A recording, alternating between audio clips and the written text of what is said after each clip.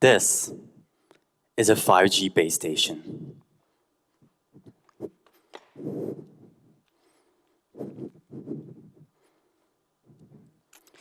And now it's on.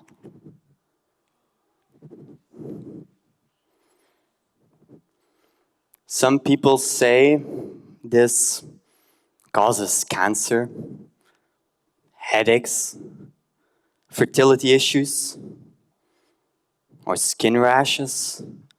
Are you feeling a little itchy? Yeah, maybe. Don't worry. By the end of this talk, you will know if this is harmful or not. But for now, I want you to just embrace the discomfort of not knowing. But first, ovens. Microwave ovens are my favorite thing in the world because they were invented by an American scientist at the beginning of the 20th century when he was working with a military-grade radar, and it cooked a peanut bar in his pocket. Now, whether or not this scientist was unharmed or not, we don't know, but he did use an effect known as dielectric heating. With dielectric heating, radio frequency electromagnetic fields wiggle the molecules in such a way inside of food and inside of humans that they heat them. They need the right frequency for this. And you know what else has roughly the same frequency as a microwave oven? Wi-Fi antennas. Wait, is Wi-Fi going to cook us? No. Microwave ovens have about 1,000 watts of power inside of a small cavity. Wi-Fi, on the other hand, radiates everywhere with about 100 milliwatts of power. Moreover, the frequency is non-ionizing, meaning it cannot break molecular bonds. Ionizing frequency, on the other hand, can break molecular bonds and can cause DNA damage and definitely causes cancer. It's orders of magnitude more power and more frequency. So if you're really worried about this, you should be very worried about sunlight. So, this thing has roughly the same frequency as a microwave. And we know that it cannot cause any cancer, for example. But is that right, though? I mean, just because it doesn't break molecular bonds doesn't mean other biological effects are entirely impossible. For one, in 2011, IARC, a subsidiary of the WHO, classified radio frequency electromagnetic fields as possibly carcinogenic. Is it time to panic now? No. This is the same category you'll find wooden dust, baby powder, pickles. I really hope we don't ban pickles, because I love pickles. But in any case, this classification, combined with other controversial studies in the following decades, prompted the WHO to once again take action.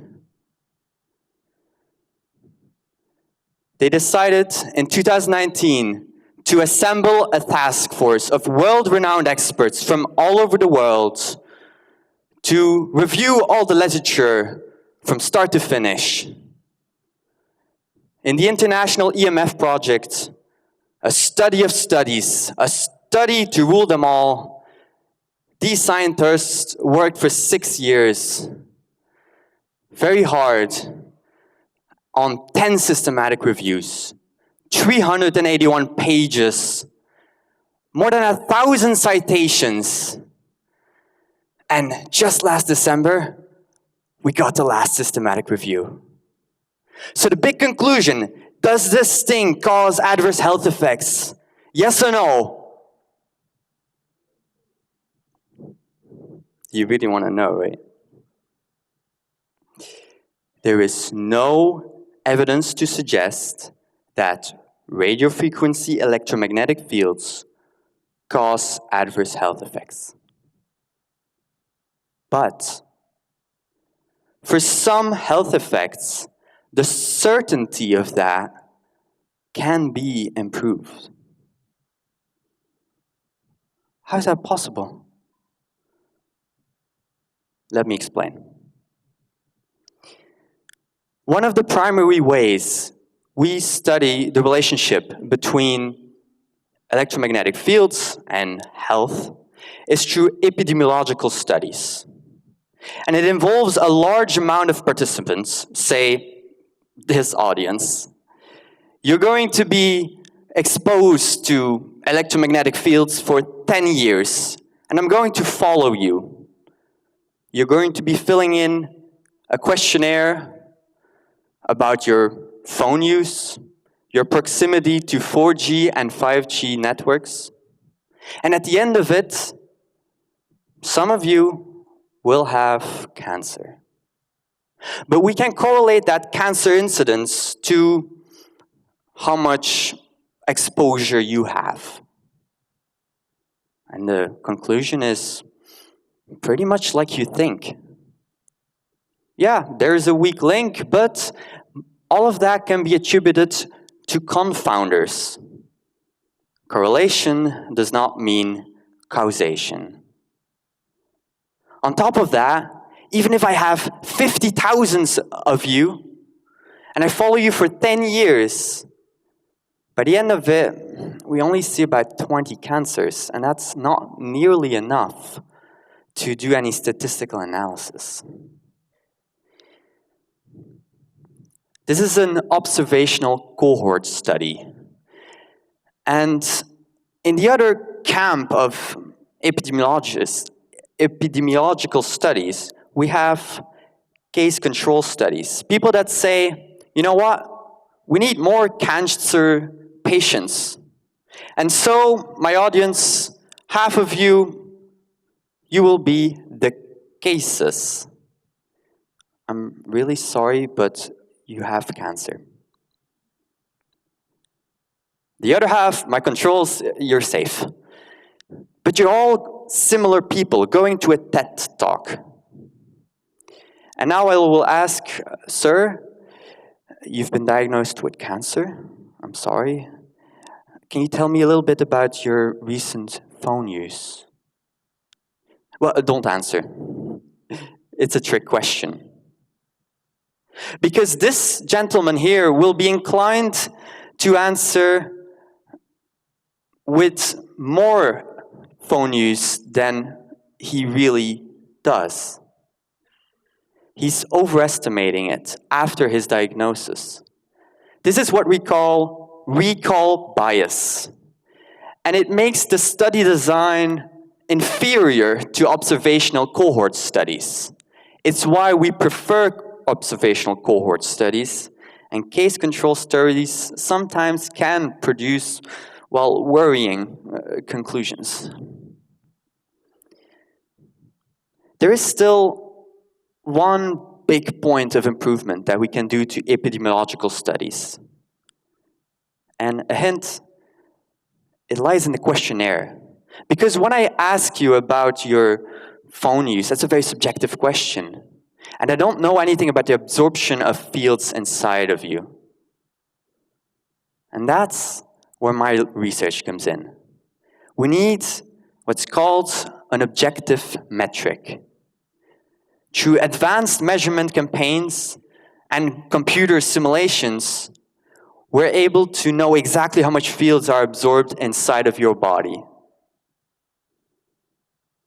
We need to know how this thing works for that. 5G is able to do something called beamforming, concentrating the energy in specific directions in a hotspot, you see right there. And this is live, by the way. It's going around the audience, radiating you, going through specific zones. And it looks like, well, right now, yeah, ma'am there in the back, yeah, it looks like you're being radiated right now. So if you get COVID-19, for example, let me know after the show. That would be quite interesting. Okay, but let's backtrack for a little bit. At the beginning of the show, I told you to embrace the discomfort of not knowing if this is harmful or not. You expected me to clarify, which I did.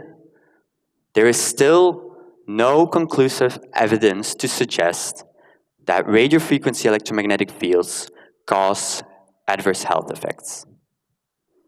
But that certainty can be improved. That's a little discomforting, isn't it? I mean, just last week, somebody told me, Robin, it took us 14 years to develop 5G. For God's sake, it only took us 8 years to put a man on the moon. How are we still uncertain about this?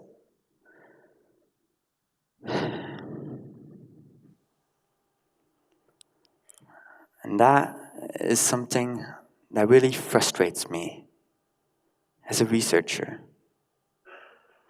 Because people have a poor intuitive understanding of the sheer difficulty of relating radio frequency electromagnetic fields to health, especially with high certainty. I mean, for one, this field is extremely multidisciplinary. You need electrical engineers to do these simulations. You need biologists to do causal relationships inside of the body. You need epidemiologists to do these large studies. And on top of that, you have these controversial studies. I won't go into details, but they happen because you only need about 95% statistical certainty for something to be published. So naturally, we expect these flukes to happen. You know, what worries me most is not that well-intentioned researchers in good journals publish false research results. No. What worries me is that in our pursuit of knowledge, in trying our best, we'll come across those studies. Here's the one thing I want you to take away from my thought. Because if there is no effect, if there is no signal, but there is some uncertainty, then naturally you'll find some results that say, well, it's a positive result. But also you'll see negative results that 5G prevents cancer. And that, ladies and gentlemen, is a good thing. Because if there are adverse health effects, they are either very, very small, or they take decades to appear out of nowhere. So,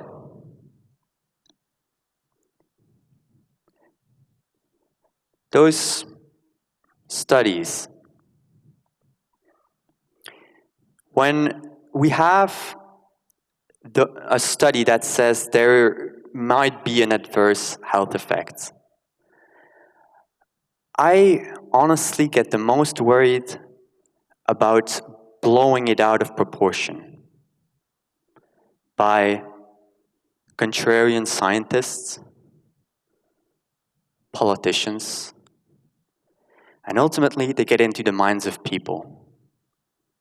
They call something tangible, something real, and something that is happening to many of you right now as a result of my antenna. You know what it is? There's this famous story. It happened in Johannesburg, South Africa, when a CEO erected a giant tower with a huge antenna on top of it. And he received complaint letters from concerned citizens. They were getting all sorts of symptoms. And the clever CEO arranged the meeting a couple months later. And they still told him, "We have rashes, we can't sleep, we have headaches, please turn your damn tower off." He made a stunning revelation. The tower was off all along. So he promptly turned it back on. So let me leave you with one last thought. This thing here, was it ever on or not? Frankly, I don't think it matters. Because sure, there is uncertainty in science, but most of it lives right here.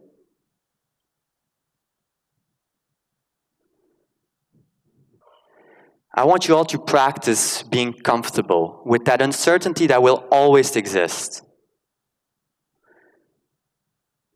In other words, instead of embracing the discomfort of not knowing, embrace the comfort of knowing well enough. Thank you.